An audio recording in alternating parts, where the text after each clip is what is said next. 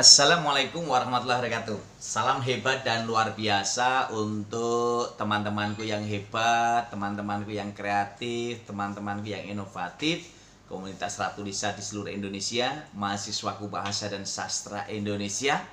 Kita kembali lagi bertemu untuk berdiskusi bersama menjadi guru yang kaya dengan materi pembelajaran.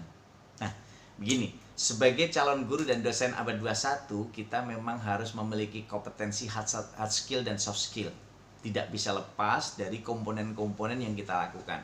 Kalau Pak Romadi kemarin mengatakan bagaimana kita mempersiapkan diri menjadi sosok guru yang profesional, memiliki kompetensi profesional, kompetensi pedagogi, kompetensi kepribadian, dan kompetensi sosial. Ini menjadi salah satu bagian yang harus dilakukan, bagaimana realisasi ide dan gagasan itu bisa dikuatkan sebagai komitmen seorang. Nah, komitmen kita untuk bisa merealisasikan beberapa komponen yang nantinya bisa direalisasikan, bagaimana kita betul-betul mampu menunjukkan komitmen sebagai seorang guru. Maka kalau selalu saya katakan guru di era digital, guru di abad 21 harus mengubah mindset, mengubah cara berpikir.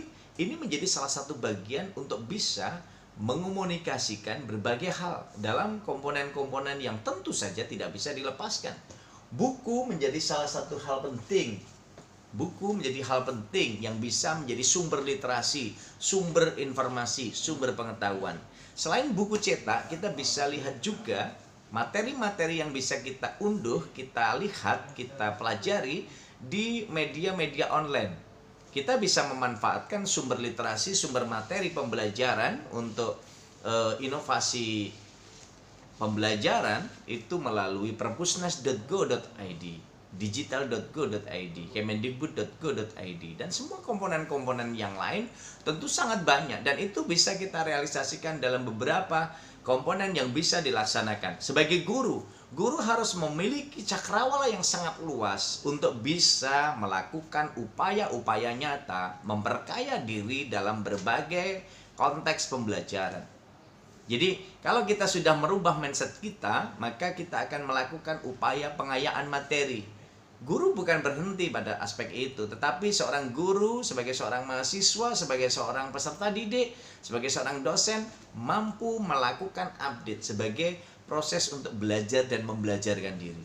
Jadi kalau kita sudah mengubah mindsetnya, lalu kita mau belajar dan membelajarkan diri sepanjang hayat, maka yang ketiga kita akan mulai memperkaya materi pembelajaran. Jadi identifikasi kita lakukan secara terus-menerus, secara bertahap untuk memperkaya materi kita. Nah, setelah kita kaya materi, lalu kita implementasikan. Kita kolaborasikan, kita ajak peserta didik kita ajak mahasiswa-mahasiswa kita ajak masyarakat sekitar kita untuk melakukan keterlibatan langsung bagaimana proses pembelajaran itu dilakukan.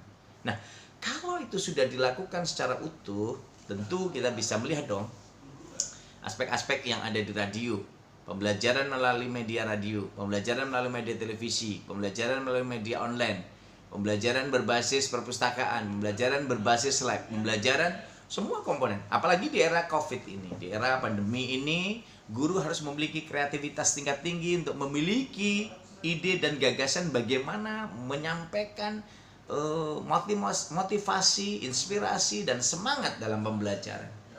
Teman-temanku yang hebat dan luar biasa, kalau kita lihat komponen-komponen yang harus kita perhatikan sebagai guru, sebagai dosen, ini harus ada inovasi, ada lompatan yang kita lakukan. Sehingga kalau tadi sudah saya ajak mengimplementasikan, maka kita lakukan evaluasi. Jadi perubahan mindset yang kita lakukan ini akan menjadi salah satu bagian penting yang bisa kita lakukan dalam konteks penguatan pembelajaran sepanjang hayat, memperkaya materi pembelajaran lalu membagikan. Nah, yang kelima, melakukan evaluasi.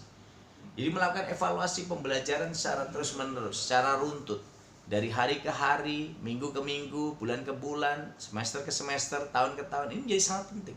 Nah, disinilah kebersamaan, keberadaan, dan kekuatan kita untuk bisa merealisasikan ide dan gagasan secara kreatif dalam proses pembelajaran. Nah, bagaimana implementasinya? Kalau ini di era daring, ya tentu kita akan melakukan pembelajaran yang bisa disesuaikan dengan situasi dan kondisi daring ini. Keterbatasan siswa, keterbatasan mahasiswa, situasi, koneksi jaringan, media pembelajaran harus diperhatikan. Nah, inilah kekuatan yang harus dibagikan, kekuatan harus dikonsolidasikan sehingga guru, peserta didik, mahasiswa, dosen akan bisa saling memahami dan akhirnya mampu memberikan kontribusi yang nyata dalam kehidupan. Disinilah kekuatan kita sebagai sosok guru, sebagai sosok mahasiswa, sebagai sosok dosen, sosok masyarakat, semua memiliki komitmen dan kewajiban untuk memberikan dan mewujudkan pendidikan untuk seluruh masyarakat Indonesia. Bergantung pada kompetensi, bergantung pada profesi yang kita jalani. Oleh karena itu, teman-temanku yang hebat dan luar biasa, komunitas Ratu Lisa di seluruh Indonesia, seluruh masyarakat yang senantiasa memberikan dedikasinya, mendukung program-program pembelajaran dan pendidikan yang diadakan pemerintah, mari bersama-sama kita bergandeng tangan. Bagaimana kita bisa menopang, mendukung integrasi antara proses pembelajaran yang dilakukan oleh sekolah, ranah orang tua, ranah masyarakat sebagai laboratoriumnya. Sehingga 3 media pembelajaran ini akan bisa kita wujudkan secara sinergis.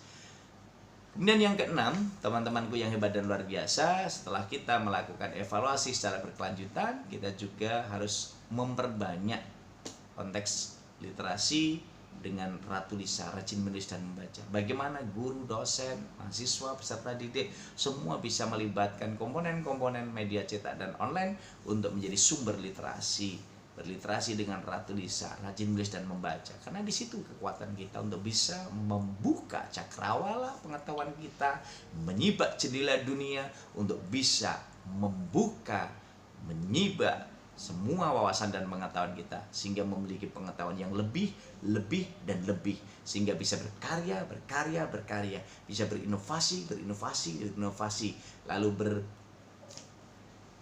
berproduktivitas yang tinggi. Teman-temanku yang hebat dan luar biasa, disinilah komitmen itu kita jaga, dan tentu saja komitmen ini akan memberikan kontribusi bagaimana kita semua menjadi calon pendidik yang hebat dan luar biasa, menjadi calon pendidik yang benar-benar mampu mengimplementasikan ide dan gagasan dalam berbagai situasional. Tugas kita memperbanyak bahan bacaan, memperbanyak wawasan, memperbanyak pengetahuan, dan itu menjadi salah satu bagian penting yang harus kita lakukan secara utuh. Saya kira itu yang bisa saya sampaikan, dan semoga ini menjadi bagian penting yang harus kita realisasikan dalam perkuliahan untuk bisa membuat inovasi pembelajaran secara kreatif, inovatif, dan produktif, dan ini menjadi bagian kebersamaan kita. Selamat berliterasi dengan Ratu Lisa, rajin menulis dan membaca untuk kemajuan dan kejayaan Indonesia. Bersama saya Muhammad Rahmadi, salam sukses dan luar biasa. Assalamualaikum warahmatullahi wabarakatuh.